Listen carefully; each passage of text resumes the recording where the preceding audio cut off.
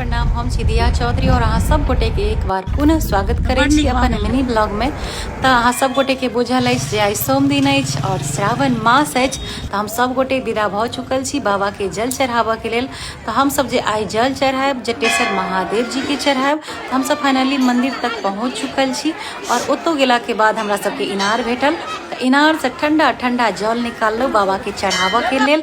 ओना हम दूध लऽ गेल छलहुँ तैयो जल सेहो निकाललहुँ और मौसम कनी गर्मी छल तैयो बाबा के नीक से दर्शन भऽ गेल, जल चढ़ेलहुँ। संगे आइ हम समृद्धि के लऽ कऽ गेल छलहुँ और हमर बेटी बहुत खुश होइ छल मंदिर में गेला के बाद, हमरा बड्ड नीक लागल। संगे गरम गरम जिलेबी छनाइत रहे, तो ओना हमरा फास्टिंग रहे तैयो सोचलहुँ कि घर के लागी लऽ लै छी तऽ लऽ लेलहुँ।